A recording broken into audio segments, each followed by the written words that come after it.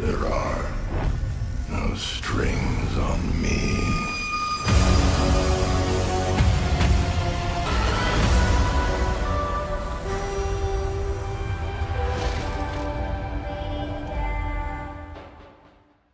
Alright, what is going on, everybody? It is your boy Connor, your primitive AK here, back with another video for you guys today. Today we're going to be covering the best overall settings that I like to use for Black Ops Cold War. This was another requested video from the comments box, so I figured you guys would like to see settings that I use for pubs, especially in Season 2, because sometimes I do switch things up just a tad bit, but for the most part, majority of the settings that you guys have seen in my previous videos almost always stay the same. Without further ado, let's go ahead and get right into the settings. So for anyone that's on PC, this is just for the PC settings, so if you're on console, you can go ahead and skip this section. But for anyone on PC, this is going to be the graphic settings that I use.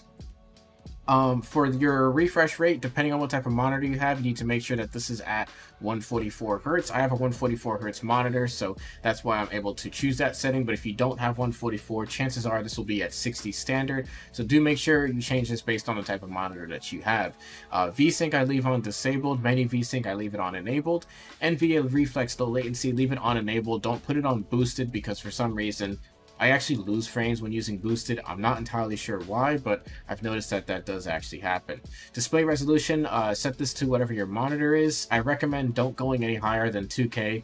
1440p is basically 2K for those that are curious. If you have only a 1080p monitor, then just make sure that this is at 1920 by 1080, which is all the way towards the bottom right there. But I have a 2K monitor, which is why I bumped it up to there.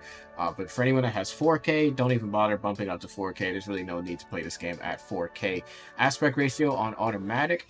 Field of view, make sure it's on 105 or 110 is a good enough number. 120 is very weird, and I don't really recommend you use that. That's why I just keep this at 105. I think it's a solid number.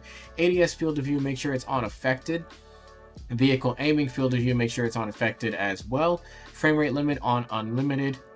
And also, pretty much your minimized game frame rate limit should be on 60 as well. For your texture quality, I recommend you put this at medium, model quality at medium, special effects quality on medium, SSR on low, object view distance on medium, water tessellation on disabled, volumetric lighting low. This one actually does tank your frames quite a bit, so that's why I recommend just leaving it on low. It really doesn't affect your game too much. Shadow quality on medium, once again, will tank your frames, so medium is good enough to get the job done. You can even leave it on low if you really want to. It's entirely up to you. Dynamic shadows, I leave this on all.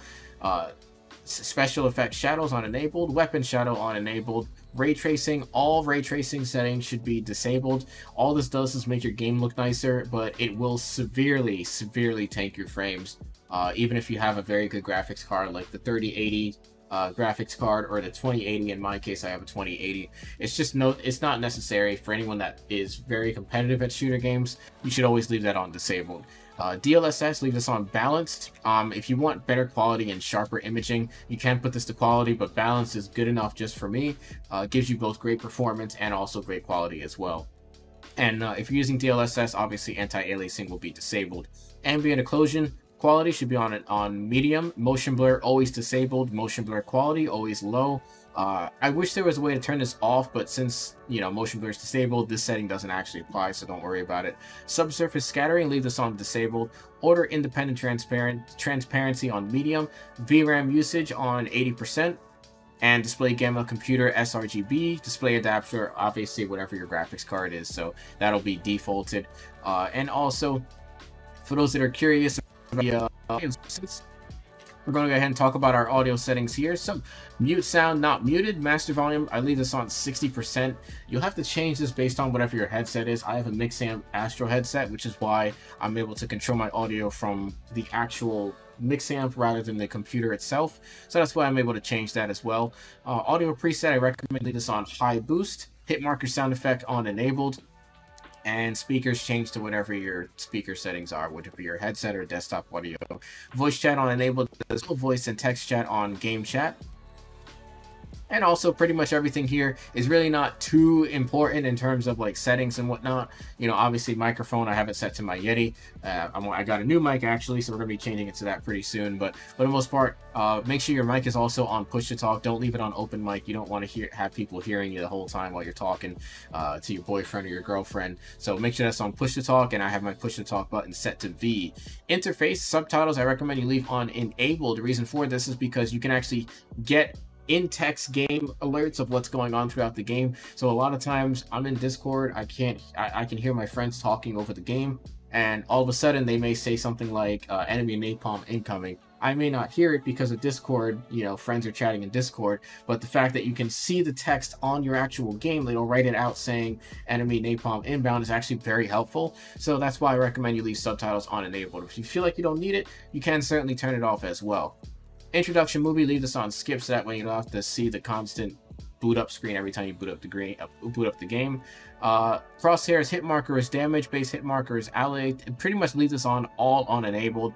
Don't really need to change any of these. Personally, if I'm on PC, I like to see how many frames I'm getting on the game. So if you have a PC, these settings should be enabled for you. FPS counter on enabled, GPU temperature, you don't really need it on, but I just kind of leave it on regardless. And the rest is entirely up to you.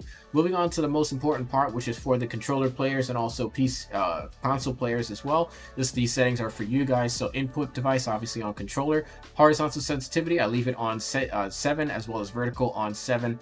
ADS stick sensitivity, low zoom on 0.9. Obviously you're gonna have to play with your sensitivity and figure out what works best for you, but what I can tell you just off a recommendation is that lower sensitivity is better than higher sensitivity. Once again, you're just gonna have to play around with it and see what works for you.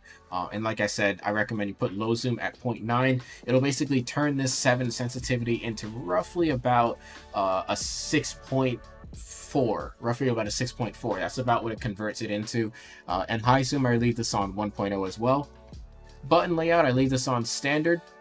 Now I know some people do like playing on tactical because you're able to crouch with the different layout, but personally, because I have a SCUF controller with 4 paddles, I leave everything on default because I can control the other buttons with the back paddles on my controller. So personal recommendation, I recommend you put button layout on default if you have a SCUF. If you do not have a SCUF, put this on tactical. Another popular option that people like to use is stick and move. This enables it so that way you can jump with your right thumbstick on the R3 button, but I've tried this before and it feels very uncomfortable.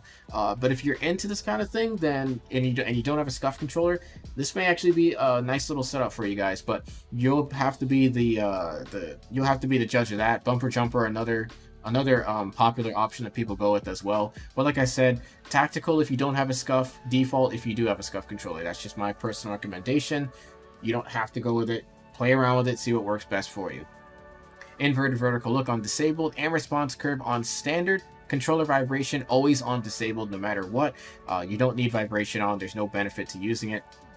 Target assist on enabled, target aim assist mode on standard. ADS aim assist on enabled as well. Airborne mounts behavior on automatic. ADS behavior on hold. Steady aim behavior on hold. Armor behavior apply 1. This only applies to Dirty Bomb game mode for those that are curious. This has nothing to do with Warzone for those that are curious. Attack vehicle control mode on aim base. Stick layout on default. Your dead zone settings, which is these 4 settings right here where it says threshold. If you don't have any stick drift issues, leave this as is, 2099 and 2099.